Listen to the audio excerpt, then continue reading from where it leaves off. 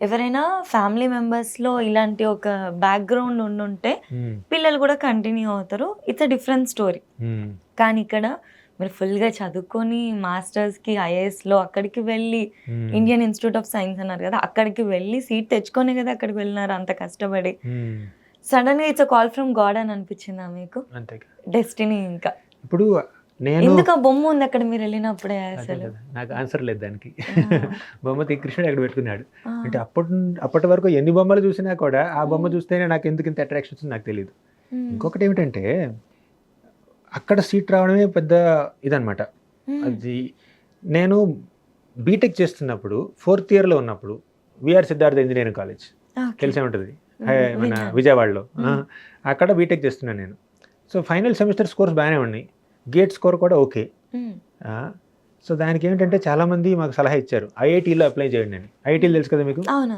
ఐఐటీలో apply చేయమని. IIT Chennai అని, IIT కొన్ని ఐఐటీలో అప్లై చేసాం 2, 3 ఐఐటీలకి. అప్పట్లో అప్లికేషన్ రూ. 250 ఉండేది. హ్మ్. 200, 250 అలా ఉండేది. హ్మ్. అంటే మా ఫాదర్ అంత ఎఫర్ట్ చేయలేకపోయినా కూడా మొత్తానికి ఎలాగో హ్మ్. ఒక 3, 4 ఐఐటీలకి అప్లికేషన్ పెట్టేసి పంపించేసాం. సూపర్. హ్మ్. ఒకరోజు ఆ లాస్ట్ సెమిస్టర్‌లో కాలేజీ నుంచి ఇంటికొచ్చినప్పుడు హ్మ్. ఇంట్లో ఐఐఎస్‌సి అప్లికేషన్ ఉందండి. ఆ! అది రూ. 650 అప్పట్లో. అమ్మా! 20 ఏళ్ల క్రితం. చాలా ఎక్కువ ఆ! అసలు. అప్పట్లో. అంటే ఎక్కువేం కాదు. 20 కానీ ఇయర్స్ బ్యాక్ డెఫినెట్‌గా ఆ! మిడిల్ క్లాస్ వాళ్ళకి అది ఎక్కువ మిడిల్ క్లాస్ అమౌంటే. అది ఎక్కువనమాట. హ్మ్. మా ఫాదర్ సైకిల్ వేసుకొని పోస్ట్ ఆఫీస్‌లో కొనుక్కొచ్చారది. ఆ! ఆ పేరు కూడా ఎప్పుడు వినలేదు నేను. ఆ! ఐఏఎస్‌సి పేరు. ఆ! హ్మ్. సరే అది అప్పటికే బోలెడు అప్లికేషన్ నింపేసి బోర్ కొట్టేస్తుంది మనకి. సరే ఇది కూడా ఇంకోటి అని చెప్పేసి రిచువల్‌గా అది నింపేసి పంపించేసాం. హ్మ్. నాకు ఏ ఐఐటీలోనూ సీట్ రాలేదు. హ్మ్. ఐఐటీలో సీట్ రాలేదు. హ్మ్. వాటన్నిటికన్నా పెద్దది, గొప్పది అయినటువంటి ఐఐఎస్సిలో సీట్ వచ్చింది నాకు. సూపర్. ఆ! ఆ! అది మా ఫాదర్‌కి ఎవరు సజెస్ట్ చేసారో కూడా తెలీదు. హ్మ్. ఇది 3 రెట్లు ఎక్కువ దానికి అప్లికేషను. హ్మ్. అది ఎందుకు వచ్చిందో కూడా తెలీదు. నేననుకుంటే దైవ నిర్ణయం. అంతా దైవ లీల. ఆ అప్లికేషన్ మా ఫాదర్ కొనమని చెప్పి ఎవరు చెప్పారో నాకు హ్మ్. తెలీదు కానీ, ఏమీ తెలీదు. నాకే పెద్దగా తెలీదంటే మా ఫాదర్‌కి అసలే తెలీదు. అవును. మా ఫాదర్ డిప్లొమా చేశారు. హ్మ్. అయినా కూడా ఆ అప్లికేషన్ తీసుకొచ్చారు. నేను నింపి పంపించేసాను. హ్మ్. అది నాకు సీట్ వచ్చింది. హ్మ్. అప్లికేషన్ తీసుకురావడం, నింపడం, పంపించడం, అక్కడ సీట్ రావడమే ఒక పెద్ద మ్యాజిక్ అయితే, హ్మ్. అక్కడ ఆ హాస్టల్ రూమ్‌లో ఐఏఎస్‌లో కొన్ని వేల కొలది హాస్టల్ రూమ్స్ ఉన్నాయండి. హ్మ్. నాకు ఆ హాస్టల్ బ్లాకే ఎందుకొచ్చింది? ఆ ఫ్లోరే ఎందుకొచ్చింది? ఆ ఫ్లోర్‌లో అదే రూమ్ కృష్ణుడి పటం ఏ రూమ్‌లో ఉందో ఆ రూమ్ ఎందుకొచ్చింది అనేది అది హ్మ్. దేవుడికే తెలియాలి. అక్కడికి అంతే. వెళ్ళిన తర్వాత నేను ఇక అది మార్పు మీకు చెప్పాను. హ్మ్. అది. అంటే ఒకటేమిటంటే భగవంతుడు మనందరి హృదయాల్లోనూ ఉంటాడండి. హ్మ్. భగవద్గీతలో కృష్ణుడు ఏమన్నాడు? సర్వస్య చాహం హృది సన్నివిష్టో మత్తః స్మృతిర్జ్ఞానమపోహనం చ వేదైశ్చ సర్వైరహమేవ వేద్యో వేదాంతకృద్వేద విదేవ చాహం సర్వస్య చ అహం హృది సన్నివిష్టో అందరి హృదయాల్లోనూ నేనే పరమాత్మగా నెలకొని ఉంటాను అని కృష్ణుడు భగవద్గీతలో 15వ అధ్యాయంలో 15వ శ్లోకంలో మనకు చెప్పాడు. హ్మ్. అంటే మన మనస్సుల్లోనే తిష్ట వేసుకుని కూర్చుని మనకి ఏది మంచిదో ఏది చెడో ఆయన చెప్తూ ఉంటాడు. లోపల నుంచి స్ఫూర్తిస్తాడు, లోపల నుంచి ప్రేరణ ఇస్తాడు, మనకి గైడెన్స్ ఇస్తూ ఉంటాడు ఆయన. ఆ, అంటే కొన్ని నిర్ణయాలు మనం తీసుకుంటూ ఉంటాం. ఆ నిర్ణయాలు మనకి మన తెలివికి మన అనుభవానికి అతీతంగా ఉంటాయి. హ్మ్. కొన్ని సరైన నిర్ణయాలు సరైన సమయంలో మనం తీసుకుంటాం. హ్మ్. అది బెస్ట్ డెసిషన్ ఆఫ్ లైఫ్ అవుతుంది అవును. చాలాసార్లు. అది నేను నా అనుభవానికి నాకున్నటువంటి పరిజ్ఞతకి విజ్ఞతకి ఇటువంటి నిర్ణయం నేను తీసుకున్నాను మనకే ఆశ్చర్యం వేస్తుంది. అది అక్కడి నుంచి వచ్చింది స్ఫూర్తి. అది హ్మ్. మనకు ఘనత కాదు, ఆయన ఘనత. సో హ్మ్. అలా మనం ఆయన్ని నమ్ముకుంటే ఆయన యొక్క ప్రేమకి ఆయన యొక్క దయకి మనల్ని మనం ఎక్స్పోజ్ చేసుకుంటే ఆయన మనకు మార్గదర్శకాన్ని చూపిస్తాడు. ఇలా జీవితంలో చాలా సంఘటనలు జరిగాయి నాకు. హ్మ్. వాటన్నింటిలో నా యొక్క తెలివితేటలు, నా యొక్క పరిశ్రమ కన్నా ఆయన యొక్క దయ నేను ఎక్కువ చూశాను. అంటే పరిశ్రమ చేయకూడదని నేను అనట్లేదు, హ్మ్. చేయాల్సిందే. అది చేస్తేనే దేవుడైనా సపోర్ట్ కరెక్ట్, చేస్తాడు. ఖచ్చితంగా. కానీ మనం ఎంత పరిశ్రమ చేసినా కూడా ఆమోదించాల్సింది ఆయనే. ఖచ్చితంగా. అవును. ఎప్రూవ్ చేయాల్సింది, గైడ్ చేయాల్సింది ఆయనే. హ్మ్. ఆయన చేతిలో ఉంది, ఫైనల్ డెసిషన్ ఆయన చేతిలో ఉంది. అది హ్మ్. అది ఆయన దయ. ఆయన ఇంక అప్రూవ్ చేయాలా వద్దా అనేది మనం ఫస్ట్ కష్టపడితే ఆయనను మెప్పించగలిగితే ఆయన అప్రూవ్ చేస్తారింక. Correct, correct. బట్ మీ స్టోరీ విన్నప్పుడు అండి అసలు ఒక స్టూడెంట్ లాగా వెళ్ళి ఆల్ ఆఫ్ సడన్ ఆ బొమ్మ చూడడం ఏంటి, అది అక్కడే ఉన్నా కూడా నాకు తెలిసి ఇదంతా జరిగేది కాదేమో. అది తీయడం వల్లే కదా మీరు ఇస్కాన్కి వెళ్ళి ఆ బుక్ తీసుకొచ్చుకొని ఇదంతా స్టోరీ ఈ విధంగా వెళ్ళింది. వెరీ ఇన్స్పైరింగ్ అసలు. మరీ అంత పిలిచి మరి నువ్వు ఈ జన్మకి ఇలాగానే రాసినట్లుగా ఉంది మీ స్టోరీ వింటుంటే. సో నైస్ అసలు, చాలా చాలా బాగుంది. మీరు మంచి మాట అన్నారు. ఆ బొమ్మ అక్కడే ఉండుంటే ఇలా జరిగేది కాదేమో. బొమ్మ ఇస్కాన్ తీసేశారు కాబట్టి నేను టెంపుల్కి వెళ్ళాను. అవును, కరెక్ట్, మంచి మాట అది. అక్కడికి వెళ్ళి ఆ బుక్ ఇవ్వడం వల్లే కదా థింగ్స్ అన్ని ఒకదానికొకటి అలాగ అయిపోయినాయి. ఇంకా ఇంకోటి ఏంటంటే మా సీనియర్స్ బెంగళూరులో లేరు కాబట్టి అప్పటి వరకు నాకు ఆ బెంగళూరులో ఉన్నటువంటి మా కాలేజ్ సీనియర్స్ తప్ప ఇంకెవరు తెలియదండి. భక్తుల యొక్క గైడెన్స్ నాకు అప్పటి వరకు లేదు. వాళ్ళు బెంగళూరు వదిలేసి వెళ్ళిపోయారు కాబట్టి ఇక బెంగళూరులో నేనేం చేస్తానని చెప్పి వాళ్ళు లేకపోవడం వల్ల నేను పూణేకి ముంబైకి వచ్చి అక్కడ టెంపుల్తో అసోసియేట్ అయ్యి ఇలా ఇవ్వగలిగాను. వాళ్ళు అక్కడే ఉండుంటే నేను బెంగళూరులో సెటిల్ అయ్యేవాడిని పెద్ద కంపెనీలో. తెలియదు నాకు. అంతే అంతే, నన్ను ముంబై తీసుకురావడానికి కూడా మొత్తం అంత డివైన్ ఇంటర్వెన్షన్ ఇలా అయిపోయింది అంతే. ఇంకా ప్రాపర్ గా చాలా బాగుంది. కాదండి, మీరు ఈ డెసిషన్ తీసుకోగానే ఇంట్లో ఎలా రియాక్ట్ అయినారు? మంచి క్వశ్చన్ అడిగారు. ఇంట్లో నా ఆధ్యాత్మిక మార్గానికి నా తల్లిదండ్రులు ఎప్పుడు అడ్డు చెప్పలేదండి. అసలు వచ్చింది ఆయన వాళ్ళ నుంచి కాబట్టి. అవును, నేను ఆధ్యాత్మిక మార్గాన్ని ఎన్నుకోవడాన్ని, హరే కృష్ణ మహామంత్రాన్ని జపించడాన్ని, గీతా భాగవతం చదవడానికి మా ఫాదర్ కానీ మదర్ కానీ ఏనాడు అడ్డు చెప్పలేదు. ఇన్ఫ్యాక్ట్ నేను 8th స్టాండర్డ్లో నన్ను ఈ నార్మల్ స్కూల్ నుంచి ఆ బాలభాన విద్యాలయంలో జాయిన్ చేసింది మా ఫాదరు. ఎందుకు చేశారంటే అక్కడ భగవద్గీత పారాయణం ఉంది కాబట్టి. My father himself is a voracious reader of scriptures. ఆయన అన్ని ఉపనిషత్తులు చదివేశారు. భాగవతం, భారతం, రామాయణం అన్నీ మొత్తం చదివేశారు అనమాట. ఇప్పటికీ చదువుతూనే ఉంటారు. పుస్తకం వచ్చేస్తే చాలు 7-8 గంటలైనా అలా కూర్చొని చదువుకోవడం. ఆ స్వాధ్యాయంలో, శాస్త్రాధ్యయనంలో ఆయనకు ఉన్నటువంటి అభిరుచి అది వర్ణనాతీతం. ప్లస్ ఇంకోటి ఈ శ్లోకాలు చదవడంలో కానీ, అది రామరక్ష స్తోత్రం కావచ్చు, విష్ణు సహస్రనామం కావచ్చు, దీనికి ఏదైనా కూడా ఒక శుద్ధత ఉంటుంది. ఆయన యొక్క వాక్శుద్ధి ఉంది. అలా చేసేవాళ్ళు. మా మదర్ కూడా చాలా పూజలు చేయడం చాలా సింపుల్ అనమాట. 6th స్టాండర్డే చదివారు. సింపుల్ కల్చర్లో రూటెడ్. మెటీరియల్ మోడర్న్ ఎడ్యుకేషన్ పెద్ద లేకపోయినా కూడా కల్చర్, ఆ సంస్కృతిలో మాత్రం పూర్తిగా రూటెడ్. సో వాళ్ళ నుంచి వచ్చాయి కాబట్టి నా ఆధ్యాత్మిక మార్గానికి ఎప్పుడు అడ్డు చెప్పలేదు. కానీ నేను బ్రహ్మచారి ఆశ్రమం, పెళ్లి చేసుకోను, టెంపుల్లో ఉంటాను, జీవితం అంతా ఒకే డ్రెస్ కోడ్, వేరే రంగు బట్టలు లేవు, సేమ్ హెయిర్ స్టైల్ అంటే మాత్రం అబ్జెక్షన్ పెట్టారు. అంటే ఒక ఎమోషన్ ఉంటుంది కదా. 24 సంవత్సరాలు కొడుకుని పెంచి ఎదిగాడు, ఇప్పుడు జాబ్ చేసుకుంటున్నాడు, సంపాదిస్తున్నాడు, పెళ్లికి సన్నాహాలు చేస్తున్నటువంటి సమయంలో నేను బ్రహ్మచారి అవుతాను, నేను సాధువు అవుతానంటే ఎవరికి కొంటారు చెప్పండి. సో వాళ్ళ ఎమోషన్స్ మనం పూర్తిగా అర్థం చేసుకోలేం. ఎందుకంటే మనకు ఏమిటది ఎక్స్పీరియన్స్ లేదు కదా. బిడ్డకి జన్మనిచ్చి 24 ఏళ్ళు పాలించి పోషించి సడన్గా బిడ్డ బాయ్ బాయ్ అంటే ఎలా ఉంటుంది? పేరెంట్స్ ఎమోషన్స్ పూర్తిగా ఎంపథైజ్ చేసేటటువంటి శక్తి మనకు లేదు, అవగాహన లేదు. కానీ ఇక్కడ ఒక ఫోర్స్ ఉంది ఈ ఆధ్యాత్మిక జీవనంలో. కృష్ణుడి నుంచి వచ్చే ఆ ఫోర్స్ ఒకటి ఉంది చూడండి, లవింగ్ పుల్, లవింగ్ కాల్, అది ఎక్కువైపోయింది నాకు. నేను వెళ్తానన్నాను, కొంచెం మొండికేశాను, వాళ్ళు ఏడ్చారు, ఆర్గ్యుమెంట్లు జరిగాయి, పెద్ద లాంగ్ డిస్కషన్లు జరిగాయి. ప్లస్ వేరే భక్తులు ఉన్నారు కదా పెద్దవాళ్ళు, సో వాళ్ళతో పరిచయం చేపించాను, చాలా జరిగాయి. కానీ ఫైనల్గా ఒప్పుకున్నారు తప్పక. కానీ లోపల ఎమోషన్స్ ఉన్నాయి. ఎప్పుడైనా తిరిగి వస్తాడని ఒక ఎక్స్పెక్టేషన్ ఉంది కొంతకాలం వరకు. ఇప్పుడు అది లేదు. ఇప్పుడు వాళ్ళు హ్యాపీ, ఇప్పుడు వాళ్ళు చాలా హ్యాపీ. వాళ్ళు కూడా దీక్ష తీసుకున్నారు ఈ మార్గంలో. వాళ్ళు కూడా హరే కృష్ణ మహామంత్రం 16 రౌండ్లు జపం చేస్తున్నారు. వాళ్ళు కూడా డివోటీస్తో కలిసి ఉంటున్నారు. సో వాళ్ళు ఈ మార్గాన్నే ఫాలో అవుతున్నారు. సో ఇప్పుడు ఆ ప్రాబ్లం ఏం లేదు. ఇప్పుడేంటి, చాలా సంవత్సరాల నుంచి లేదు. కానీ నేను జాయిన్ అయిన కొత్తలో 2009లో జాయిన్ అయిపోయాను నేను. ఆ 2009లో చాలా లాంగ్ డిస్కషన్ జరిగాయి. ఎమోషన్స్ ఉంటాయి కదా. కాకపోతే నాకు వారి పట్ల ఉన్నటువంటి కృతజ్ఞతని మాత్రం నేను ఎప్పుడు పోనివ్వలేదు వాళ్ళని. అంటే ఇప్పుడు నేను ఆధ్యాత్మిక మార్గంలోకి రావడానికి కారణం కూడా వాళ్లే కదా. నేను మా గురువు గారితో చెప్పాను, నేను ఇప్పుడు ఈ హరే కృష్ణ మహామంత్రాన్ని జపించడం కానీ, భగవద్గీత చదవడం చెప్పడం కానీ, వీటన్నింటికి మూల కారణం, బేస్ చిన్నప్పుడు వాళ్ళు ఇచ్చిన ట్రైనింగ్. కాబట్టి ఆ ఘనత వాళ్ళకే ఉంటుంది. నేను ఈ మార్గంలో రావడానికి కూడా మీరే కారణం అని చెప్పేది. సరే ఏదైనా వాళ్ళు మొదట్లో ఎమోషనల్ అయ్యారు, ఇప్పుడు యాక్సెప్ట్ చేశారు. ఖచ్చితంగా అసలు వాళ్ళు ఇచ్చిన కల్చర్ రూట్స్ ఏవైతే ఉంటాయో వాటితోనే మీరు యాక్చువల్లీ వీటికి అట్రాక్ట్ అవ్వగలిగారు. వాళ్ళే మీకు చిన్నప్పుడు ఇంత గైడెన్స్ ఇవ్వకపోయి ఉంటే డెఫినెట్లీ ఇలా ఉండేది కాదేమో. చాలా సంతోషం అసలు. అంటే పిల్లలు ఏ మార్గాన్ని చూస్ చేసుకోవాలన్నా కూడా పేరెంట్స్ ప్రమేయం చాలా ఉంటుందండి. అవును. తల్లిదండ్రులు ఒక మార్గాన్ని ఫాలో అయితే, తల్లిదండ్రులు కొన్ని అలవాట్లు అలవరుచుకుంటే, వారికి కొన్ని వాల్యూ సిస్టమ్స్ ఉంటే, ఆ వాల్యూస్ని పిల్లలు చూసి నేర్చేసుకుంటారు, పట్టేసుకుంటారు.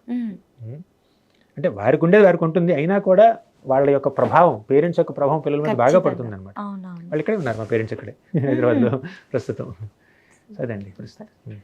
నాకు చిన్న చిన్న సందేహాలు ఉన్నాయండి, అవి ఒకసారి మీతో మాట్లాడి నివృత్తి చేసుకోవాలనుకుంటున్నాను. మనకి ఇప్పుడు మీ లైఫ్లో చూసుకుంటే అది ఒక డెస్టినీ లాగా, దేవుడు రాసిన స్టోరీ లాగా స్టెప్ బై స్టెప్ అలాగ వెళ్ళిపోయింది. కొన్నిసార్లు లైఫ్లో ఎటువంటి సిచ్యువేషన్స్ వస్తాయంటే ఎక్కడికైనా పారిపోతే బాగుండు, ఎందుకు ఇంత టెన్షన్స్, మెంటల్ ప్రెషర్ ఎందుకు ఇంత అవుతుంది అని కొన్ని సందర్భాలు జీవితంలో వస్తాయి. అప్పుడు ఏం చేయాలో కూడా అర్థం కాదు, అసలు ఎలా డీల్ చేయాలి, ఏం చేయాలి అటువంటి పరిస్థితుల్లో. ఇది కొత్త విషయం కాదండి. ఈ భౌతిక ప్రపంచం, మెటీరియల్ వరల్డ్ చేసిందే మనకి దుఃఖాన్ని ఇవ్వడానికి. కృష్ణుడు భగవద్గీతలో ఏమంటాడంటే దుఃఖాలయం అశాశ్వతం అంటాడు. ఈ ప్రపంచం దుఃఖాలయం, ఇది అశాశ్వతం. ఇప్పుడు ఈ సందర్భం మన జీవితాల్లోనే కాదండి, అర్జునుడికి కూడా ఇదేటటువంటి పరిస్థితి కలిగింది, ఇటువంటి పరిస్థితే కలిగింది. భగవద్గీత ప్రారంభంలో మొదటి అధ్యాయం మీకు ఐడియా ఉందా? భగవద్గీత ఫస్ట్ చాప్టర్ అర్జున విషాద యోగము. భగవద్గీతలో మొట్టమొదటి అధ్యాయం అర్జున విషాద యోగం. అందులో ఏమిటంటే కురుక్షేత్ర సంగ్రామం జరగబోతుంది.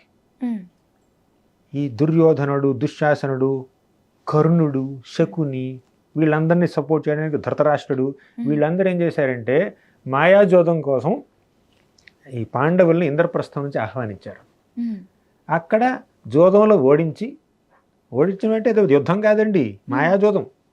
ఓడించేసి వాళ్ళ యొక్క ఈ సంపద అంతా హరించేసి, వాళ్ళ యొక్క భార్యని అవమానించి వాళ్ళని అడవులకు వెళ్ళగొట్టారు. ఇలా ఇన్ని దురాగతాలు చేశారండి ఈ కౌరవులు పాండవుల పట్ల. ఇక 12 ఏళ్ళు వనవాసం చేశారు మన పాండవులు. 1 సంవత్సర కాలం పాటు అజ్ఞాతవాసం కూడా చేశారు. అజ్ఞాతవాసం అంటే తెలుసు కదా, అంటే వారు ఎక్కడున్నారో ఎవరికి తెలియకూడదు, వారి ఉనికి ఎవరు తెలుసుకోకూడదు.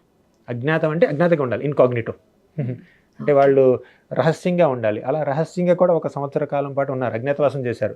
12 ఏళ్ల వనవాసం, 1 సంవత్సరం అజ్ఞాతవాసం. 13 సంవత్సరాలు అలా ఉన్న తర్వాత మళ్ళీ హస్తినాపురానికి వచ్చి జోదంలో మేము ఓడిపోయాం, దానికోసం 13 ఏళ్ల వనవాసం చేశాము, ఇప్పుడు మా రాజ్యాన్ని మాకు ఇవ్వండి అని అన్నారు. వాళ్ళు ఇవ్వలేదు. సాక్షాత్తు శ్రీకృష్ణుడే రాయబారం వెళ్ళాడండి. శ్రీకృష్ణుడు దుర్యోధనుడి దగ్గరికి, ధృతరాష్ట్రుడి దగ్గరికి రాయబారం వెళ్ళి పాండవులకి అర్ధరాజ్యాన్ని ఇవ్వండి అంటే దుర్యోధనుడు ఇవ్వనన్నాడు. కనీసం 5 ఏళ్ళు ఇవ్వండి అంటే 5 ఏళ్ళు పక్కన పెట్టు, సూది మన మోపినంత స్థలం కూడా ఇవ్వను నేను పాండవులకు అన్నాడు దుర్యోధనుడు. ఇక యుద్ధం తప్పలేదు. యుద్ధంలో కౌరవులు 11 అక్షౌహిణుల సేన, పాండవులకి 7 అక్షౌహిణుల సేన. ఇంత పెద్ద సేన కురుక్షేత్రంలో వచ్చిందండి. బ్యాటిల్, యుద్ధం స్టార్ట్ అవ్వబోతుంది. అప్పుడు అర్జునుడు తన ధనుస్సు తీసుకున్నాడు, బాణం తీసుకున్నాడు, ఎక్కు పెట్టాడు, ఇక శరసంధానం చేయబోతున్నాడు, కానీ చేయలేదు. ఏమన్నాడంటే సేనయోర్భయోర్మధ్యే రథం స్థాపయమేచ్యుత. అంటే 2 సేనల మధ్యలో, ఓ అచ్యుత, ఓ కృష్ణ, 2 సేనల మధ్యలోకి నా రథాన్ని తీసుకువెళ్ళు, రథాన్ని అక్కడ స్థాపించు. ఎందుకు స్థాపించాలి? ఇక్కడ ఎవరెవరు వచ్చారు యుద్ధం చేయడానికి, కౌరవుల సైడ్ నుంచి, పాండవుల సైడ్ నుంచి ఎవరు వచ్చారు యుద్ధం చేయడానికి, వాళ్ళందరినీ ముఖాలు నేను చూడాలి అని అన్నాడు. తెలీదా వాళ్ళు ఎవరో? తెలుసు కదా ఇంతకుముందు. అసలు యుద్ధం, ఈ భారతం ఈ ఘట్టానికి రావడంలో అర్జునుడి పాత్ర ఎంతో ఉంది. అర్జునుడు అప్పటి వరకు జరిగినటువంటి సన్నివేశాలని, సంఘటనల్ని, అనుభవాల్ని అన్నీ పూర్తిగా రుచి చూశాడు. ఎవరెవరు యుద్ధానికి వచ్చారు, దుర్యోధనుడు, దుశ్శాసనుడు, తర్వాత భీష్ముడు, ద్రోణుడు, వీళ్ళందరూ యుద్ధానికి వచ్చారనే విషయం అర్జునుడికి ఖచ్చితంగా తెలుసు. అయినా కూడా రథాన్ని అక్కడికి తీసుకువెళ్ళమన్నాడు. తీసుకెళ్ళి చూశాడు. చూసి ఓ భీష్ముడు ఉన్నాడే, మా పితామహుడు. భీష్ముడు అంటే అర్జునుడికి ఎంతో ప్రేమ, ఎందుకంటే తాతగారిలా ఎప్పుడూ ఈ అర్జునుడిని చూసుకున్నాడు కాబట్టి. ఎందుకంటే పాండు మహారాజ్ చచ్చిపోయాడు కాబట్టి తండ్రి లేదు, పాండవులకి తండ్రి లేడు. కానీ తాతగారి నుంచి చాలా ఆప్యాయత లభించింది. తండ్రి లేకపోయినా ఉన్నాడు కదా పిన తండ్రి, తండ్రి యొక్క సోదరుడు ధృతరాష్ట్రుడు. కానీ తండ్రిలో ఎప్పుడు చూసుకోలేదు పాండవుల్ని, ఎప్పుడు చంపేద్దామని చూస్తున్నాడు. దుర్యోధనుడి మీద ఎక్కువ ప్రీతి, యుధిష్ఠిరుడి మీద, అర్జునుడి మీద, భీముడి మీద ఎటువంటి ప్రీతి లేదు. కాబట్టి ఈ ప్రేమంతా పాండవులకి భీష్ముడి దగ్గర నుంచి వచ్చింది, ద్రోణుడి దగ్గర నుంచి కూడా వచ్చింది, గురువుగారు. ఇక ఆ గురువుని, తాతగారిని, ఇంకా వాళ్ళందరినీ, బంధువుల్ని, మిత్రుల్ని చూసి అర్జునుడికి ఏమనిపించిందంటే మీరు అన్నట్టు పారిపోవాలనిపించింది. వీళ్ళతో యుద్ధం చేయాలి నేను, కేవలం రాజ్యం కోసం, రాజ్యకాంక్షతో నేను నా పెద్దవాళ్ళని, పితామహుల్ని, తండ్రుల్ని, తాతల్ని, కొడుకుల్ని, మనవల్ని, వీళ్ళందరినీ చంపాలా, వారి రక్తంతో వచ్చేటటువంటి కూడు నేను తినాలా, నేను చంపనన్నాడు. అంటే ఆ పరిస్థితి ఎంత దారుణంగా ఉందంటే, ఎంత ఎమోషనల్గా ఉందంటే అర్జునుడికి ఏమనిపించిందంటే ఇక్కడి నుంచి పారిపోవాలనిపించింది. నేను కొనలేను, నేను పారిపోతాను ఇక్కడి నుంచి అనిపించింది అర్జునుడికి. మీరు అన్నట్టే పరిస్థితుల ప్రభావం కొన్నిసార్లు చాలా దారుణంగా ఉంటుంది. నేను ఇక్కడ ఎందుకున్నాను, ఎందుకు బతుకుతున్నాను అనిపిస్తుంది. కొంతమంది ఏంటంటే అటువంటి పరిస్థితుల్లోనే ఆత్మహత్య చేసుకుంటారు, సూసైడ్ చేసుకుంటారు, ఏం చేయాలో తెలియట్లేదు. కానీ ఈ మధ్య కాలంలో ఏం జరిగిపోయిందంటే జనాలకి చిన్న కష్టం వచ్చినా కూడా తట్టుకోలేకపోతారండి. అంటే పరిస్థితులు మరీ దారుణంగా ఉంటే పారిపోవాలనిపించవచ్చు, కానీ చిన్న కష్టం వచ్చినా కూడా తీసుకోలేరు, వాళ్ళు కొంచెం ఎమోషనల్ అయిపోతారనమాట. అటువంటి పరిస్థితుల్లో మనకి భగవద్గీత యొక్క సందేశం చాలా ఉపయోగపడుతుందండి. ఇప్పుడు అర్జునుడు ఎమోషనల్ అయ్యాడు, యుద్ధం చేయనంటున్నాడు. నేను నిరాయుధుడిగా ఉంటాను, వాళ్ళని చంపేసినా కూడా నేను వాళ్ళ మీద బాణం వేయను అన్నాడు. వాళ్ళని చంపేసినా పర్వాలేదు, నాకు రాజ్యం అక్కర్లేదు. నాకు ఆంక్షే విజయం కృష్ణ నచ్చ రాజ్యం సుఖానిచ. నాకు రాజ్యం అక్కర్లేదు, ఏమీ అక్కర్లేదు, నా బంధువుల్ని, నా మిత్రుల్ని, నా రక్త సంబంధీకుల్ని నేను చంపను అని అన్నాడు కృష్ణుడితో అర్జునుడు. అప్పుడు కృష్ణుడు భగవద్గీత చెప్పాడు. కృష్ణుడిది సింపుల్ లాజిక్ అండి, అంటే చాలా ఫిలాసఫీ చెప్పినా కూడా కృష్ణుడు అర్జునుడిని యుద్ధం ఎందుకు చేయమన్నాడు. ఇప్పుడు అర్జునుడు యుద్ధం చేయనన్నాడు, రాజ్యం కోసం నా బంధువులు నేను చంపను, కావాలంటే రాజ్యం వాళ్ళనే ఏలుకొనివ్వండి, నేను ఎందుకు యుద్ధం చేయాలి, నేను ఎందుకు వాళ్ళని చంపాలి అని అన్నాడు. ఇప్పుడు అర్జునుడు మంచివాడా, చెడ్డవాడా, గొప్పవాడా, స్వార్థపరుడా, స్వార్థం లేనివాడా? మీరేమనుకుంటున్నారు అర్జునుడి గురించి ఈ మనస్తత్వం చూసి? స్వీటెస్ట్ పర్సన్ అనుకుంటున్నా. ఎమోషనల్గా ఉన్నారు కదా, ఎమోషనల్గా ఉన్నారు, స్వీటెస్ట్ పర్సన్, డిటాచ్మెంట్ ఉంది. నాకు యుద్ధం అక్కర్లేదు, రాజ్యం అక్కర్లేదు, వాళ్ళని ఏలుకొని, బంధువుల మీద ప్రేమ, దయ ఉంది. గొప్ప మనస్తత్వం ఉంటే గానీ అలా అనలేరు. అలా అన్నారు. మరి కృష్ణుడు ఎందుకండి అర్జునుడిని ఫోర్స్ చేసి యుద్ధం చేపించాడు? ఎందుకంటే ధర్మం ఇంపార్టెంట్ అని చెప్పి. కరెక్ట్. ఎమోషన్స్ చాలా స్వీట్ అనిపించినా కూడా మనం మరీ సెంటిమెంటల్గా మారకూడదండి. సెంటిమెంట్స్ ఉండడం మంచిదే, మరి సెంటిమెంటల్గా ఉంటే కష్టం. ఎమోషన్స్ ఉండడం మంచిదే, మరి ఓవర్గా ఎమోషనల్ అయిపోతే ప్రాబ్లం అవుతుంది. ఎందుకంటే ధర్మాన్ని రక్షించాలి. ఇప్పుడు అర్జునుడు సరే వైరాగ్యం వచ్చేసింది, విరక్తి వచ్చేసింది, ఆయనకి యుద్ధం అక్కర్లేదు, ఏం అక్కర్లేదు, రాజ్యం అక్కర్లేదు, సుఖాలు అక్కర్లేదు, అడవిలోకి వెళ్ళి బతుకుతాడు. అప్పుడు రాజ్యం ఎవరు వెళ్తారండి? దుర్యోధనుడు వెళ్తాడు. ఇప్పుడు దుర్యోధనుడు కనుక రాజ్యాధికం చేస్తే, రాజై కూర్చుంటే ప్రజలు ఏమైపోతారండి? అటువంటి నీకు రాజ్యం మీద వ్యామోహం లేదు, బాగానే ఉంది. కానీ నువ్వు రాజ్యాన్ని విడిచిపెడితే రాజ్యాన్ని ఏలేవాళ్ళు ఎవరు? ఒక విలన్, దుర్యోధనుడు. ఎటువంటి దారుణమైనటువంటి వ్యక్తో తెలుసా దుర్యోధనుడు, కర్ణుడు, వీళ్ళంతా ఈ పాండవులందరినీ కుంతిమాతతో సహా లాక్షాగ్రహంలో పెట్టి అగ్నిలో దహించేయాలనుకున్నారు. అంటే వాళ్ళు జీవించి ఉండగానే వాళ్ళని కాల్చి చంపేయాలనుకున్నాడండి. తెలుసు కదా మీకు, లాక్షాగ్రహంలో బంధించాడు వీళ్ళందరినీ, పాండవుల్ని, కుంతిని, దానికి నిప్పు పెట్టారు, వాళ్ళు చచ్చిపోవాలని చూశాడనమాట మన ఈ దుర్యోధనుడు. అంతేకాదండి, ద్రౌపదిని ఇంతమంది వేల కొలది రాజులైనటువంటి సభలోకి లాగి, చీరలాగి వివస్త్రగా చూడాలనుకున్నటువంటి దారుణమైనటువంటి మనస్తత్వం ఉన్నటువంటి ఈ దుర్యోధనుడు రాజైతే ప్రజలు గతేం కావాలి?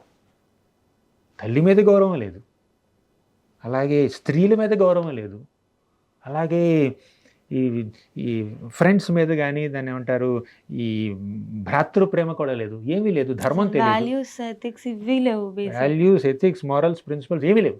ధర్మం తెలియదు, ఆధ్యాత్మికత లేనే లేదు. కృష్ణుడిని అవమానించాడు, దూషించాడు.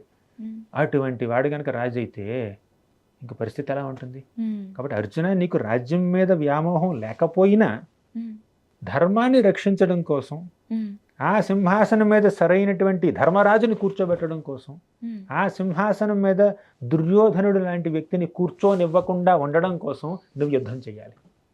ఉమ్, ఇప్పుడు ధర్మాన్ని రక్షించే శక్తి మీకు లేదనుకోండి, అప్పుడు మీరు ఖాళీగా కూర్చున్నా అది పెద్ద విషయం కాదు. కానీ ధర్మాన్ని రక్షించే శక్తి, బాధ్యత రెండు మీకు ఉన్నాయనుకోండి, అప్పుడు ధర్మాన్ని విస్మరిస్తే, వైరాగ్యం పేరుతో, విరక్తి పేరుతో ధర్మాన్ని విస్మరిస్తే తప్పవుతుందండి. అవును. ఇప్పుడు యుద్ధం చేసి రాజ్యాన్ని దుర్యోధనుడి నుంచి తీసేసుకుని యుధిష్ఠిరుడికి ఇచ్చేటటువంటి శక్తి అర్జునుడికి ఉంది. ఉమ్, శక్తి మాత్రమే కాదండి, బాధ్యత కూడా ఉంది. క్షత్రియుడు కదా, ఉమ్, క్షత్రియుడి బాధ్యత ఏమిటండి? సామాన్య ప్రజల్ని రక్షించడం కోసం ఉమ్, తన విలువిద్యని, తనకున్నటువంటి ఈ సంపదంతో ఇక్కడ మిలిటరీ పవర్ అంతా, ఆ మిలిటరీ పవర్ మొత్తాన్ని వాడుకుని జనాల్ని రక్షించాలి. అదే క్షత్రియుడి యొక్క యుద్ధయుక్త ధర్మం. ఉమ్, ఆ ధర్మాన్ని ఎలా విస్మరిస్తాం? ఎందుకు విస్మరిస్తున్నాడండి ఆ క్షత్రియ ధర్మాన్ని అర్జునుడు? ఎందుకంటే తన రిలేటివ్స్, ఫ్రెండ్స్ మీద ఎమోషనల్ ఫీలింగ్స్తో, ఉమ్, అంటే మీ ఎమోషన్స్ కావాలి మీకు, వీళ్ళు నా తమ్ముళ్ళు కాబట్టి, తాతలు కాబట్టి, గురువులు కాబట్టి, బంధువులు కాబట్టి, రక్త సంబంధికులు కాబట్టి వాళ్ళు తప్పు చేసినా కూడా వాళ్ళని దండించను. దుర్యోధనుడి ప్లేస్లో, భీష్ముడి ప్లేస్లో ఇంకెవరైనా, అక్కడ ఉన్నటువంటి దుర్యోధనుడి పార్టీ ప్లేస్లో ఇంకెవరైనా వేరే వాళ్ళు ఉన్నారనుకోండి, అర్జునుడు ఏం ఎమోషనల్ అయ్యేవాడు కాదు, ఈజీకి చంపేసేవాడు. ఉమ్, కానీ బంధువులు కదా అని చెప్పి చంపట్లేదు. తప్పు చేసిన వాడు, అధర్మం పట్ల చేరుకున్నవాడు, తమ్ముడైనా కూడా, బంధువైనా కూడా, రక్త సంబంధికుడైనా కూడా చంపాల్సిందే. ఉమ్, అది కృష్ణుడి లాజిక్. అవునా? ఉమ్, కొన్నిసార్లు మనం లాజిక్ వాడాలి, ఎమోషన్ పక్కన పెట్టాలి. కొన్నిసార్లు ఎమోషన్కి వాల్యూ ఇవ్వాలి, లాజిక్ పక్కన పెట్టాలి. అవునా? పిల్లలు ఏదో అడుగుతారు, చిన్నది అడుగుతారు, లాజికల్గా వాడు అడిగిన దాంట్లో మీనింగ్ లేకపోవచ్చు, కానీ వాడిని కొంచెం సంతృప్తిపరచడం కోసం పిల్లడికి ఒక బొమ్మ ఇవ్వచ్చు మీరు.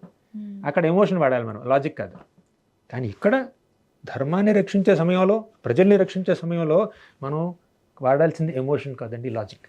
ఉమ్, ఇప్పుడు మీరు అడిగినటువంటి క్వశ్చన్కి వస్తే, అంటే మీ క్వశ్చన్ నేను మహాభారతంతో ఆన్సర్ చేస్తున్నాను అనమాట. బట్ చాలా బాగా చెప్పినారు అసలు, చాలా బాగుంది స్టోరీ. ఇప్పుడు కొన్నిసార్లు పరిస్థితుల ప్రభావం వల్ల నేను ఎందుకు ఎక్కడున్నాను, ఇక్కడ నుంచి పారిపోవాలి అనిపిస్తుంది, ఉమ్, ఈ పరిస్థితుల్లో నన్ను ఎందుకు ఇరికించారు అని అనిపిస్తుంది.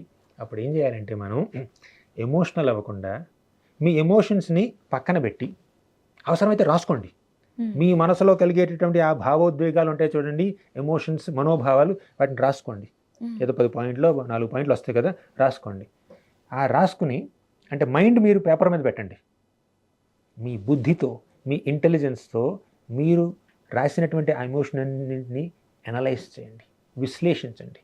ఇందులో ఏది వ్యాలిడ్, ఏది ఇన్వాలిడ్, ఏది యూస్ఫుల్, ఏది నాట్ యూస్ఫుల్ అని చెప్పి తీసేస్తే మీకు ఒక క్లారిటీ వస్తుంది. ఉమ్, మనం వివేకం వాడాలి. ఎప్పుడైతే మన మనోభావాలు మనల్ని డామినేట్ చేస్తున్నాయో అప్పుడు మనం మన వివేకం వాడాలి, మన యొక్క బుద్ధిని వాడాలి. ఆ బుద్ధి మనకు లేదనుకోండి, ఆ వివేకం మనకు లేదనుకోండి, ఉంటుంది కానీ ఎమోషన్స్ వల్ల ఓవర్ పవర్ అయిపోద్ది అనమాట. ఉమ్, మన ఎమోషన్స్ కొన్నిసార్లు ఏమిటంటే మనకి ఒక బుద్ధి, తెలివితేటలు, అనుభవం ఉన్నా కూడా ఆ అనుభవం మొత్తాన్ని కప్పేస్తాయి అనమాట ఎమోషన్స్, ఆ క్షణికావేశాలు. అప్పుడు ఏం చేయాలంటే ఒక ఫ్రెండ్ కావాలి మనకి.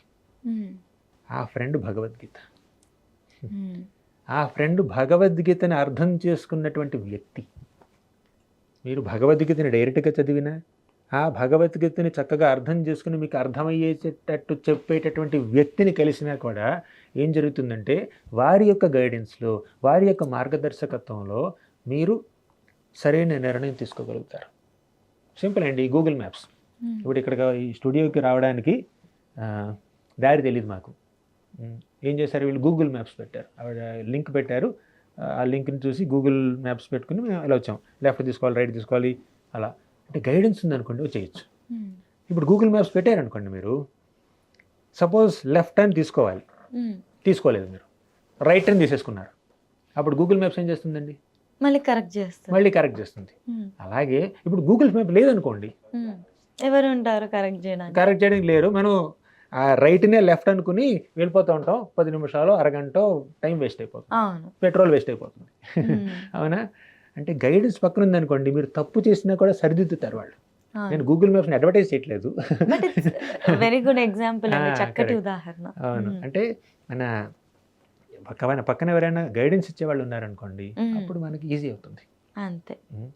సో ఆ గైడెన్స్ ఇచ్చేవాళ్ళు ఎవరై ఉండాలి? మన శ్రేయోభిలాషులై ఉండాలి. కొంతమంది తప్పు గైడెన్స్ ఇస్తారండి. అవును. ఉమ్, ఇంకా ఈ కాలంలో అయితే చెప్పలేము ఇంకా అవును, అసలు. అంటే వాళ్ళకి ఏమి ఏదైనా కావాలన్నటువంటి ఒక స్వార్థపూరిత భావనతో గైడెన్స్ ఇస్తారు కొంతమంది. అంటే ఇప్పుడు మీరు క్వశ్చన్ అడిగారు అనుకోండి, వాళ్ళు మీకు ఆన్సర్ చెప్పాలి. మీకు ప్రాబ్లం ఇచ్చారనుకోండి, మీరు వాళ్ళు సొల్యూషన్ ఇవ్వాలి. ఈ సొల్యూషన్ ఇవ్వడం ద్వారా నాకేం వస్తుంది అన్నటువంటి భావనతో కొంతమంది సొల్యూషన్ ఇస్తారనమాట. అటువంటి వాళ్ళు పెద్దగా ఉపయోగపడరు మనకి. కానీ మన శ్రేయోభిలాషులు ప్లస్ కొంతమంది శ్రేయోభిలాషులు ఉంటారు, వాళ్ళకి సరైన అనుభవం ఉండదు. వాళ్ళు మన మంచి కోరుకుంటారు, కానీ మనకి మంచి ఏది మంచిదో వాళ్ళకి తెలియదు. ఆ నాలెడ్జ్ కానీ అది చెప్పే ఇది ఉండదు. అవును, అనుభవం లేకపోవచ్చు. సో అలా అనుభవం లేని వాళ్ళ దగ్గర తీసుకున్నా కూడా, వాళ్ళు ఎంత శ్రేయోభిలాషులైనా అనుభవం లేని వాళ్ళ దగ్గర గైడెన్స్ తీసుకోకూడదు. ఓకే. వాళ్ళు ఎంత అనుభవజ్ఞులైనా వాళ్ళు మన శ్రేయోభిలాషులు కాలేదనుకోండి, వాళ్ళ గైడెన్స్ కూడా మనకు ఉపయోగపడదు. అంతే. అనుభవజ్ఞులు ప్లస్ శ్రేయోభిలాషులు, మన వెల్విషర్స్ ఉండాలి, వాళ్ళకి knowledge and experience and realisation కూడా ఉండాలి. అప్పుడు అటువంటి వాళ్ళ మార్గదర్శకత్వంలో మీరుంటే పారిపోవాలనిపించదండి, పట్టుదలతో యుద్ధం చేయాలనిపిస్తుంది అనమాట. అది కృష్ణుడు ఆ పాత్రను పోషించాడండి అర్జునుడి విషయంలో. అర్జునుడు కూడా పారిపోవాలనిపించింది, కానీ కృష్ణుడు భగవద్గీతను చెప్పి అర్జునుడికి చక్కగా గైడెన్స్ ఇచ్చి యుద్ధం చేపించాడు. యాక్చువల్లీ నేను అడిగిన క్వశ్చన్కి పర్ఫెక్ట్ ఎగ్జాంపుల్ అర్జునుడే కదండి. అసలు పారిపోవడం అని మనం ఈ చిన్న చిన్న సమస్యలకు అంటున్నాం, అర్జునుడు ఉన్న సిచ్యువేషన్ ఇంకా దారుణమైన సిచ్యువేషన్ అసలు. అలాంటప్పుడు ఆయన ఏ విధంగా శ్రీకృష్ణుడు ఏ విధంగా అయితే చెప్పి గైడ్ చేశాడో, మనకు ప్రాబ్లం వచ్చినప్పుడు మనం ఏ విధంగా దాన్ని హ్యాండిల్ చేయగలము అనేది అది ఒక ప్రాపర్ ఎగ్జాంపుల్ ఇప్పటికీ. కరెక్ట్.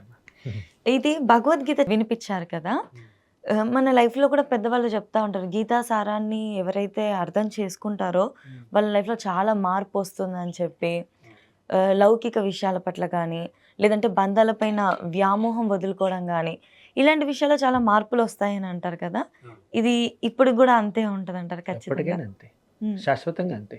ఎప్పటికీ మన మనసులో మన బుద్ధిలో ఒక పరివర్తన రావాలి అంటే భగవద్గీత, భాగవతం ఇటువంటి గ్రంథాలు ఎంతో దోహదపడతాయండి.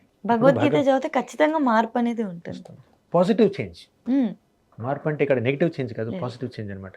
కొంతమంది దాన్ని నెగిటివ్ చేంజ్గా పరిగణిస్తారు. భగవద్గీత చదువుతారు, ఇలా గుణి చేసుకుంటారు, లేదంటే ఇక వదిలేసి వెళ్ళిపోతారు, వాళ్ళ వైరాగ్యం వచ్చేస్తుంది.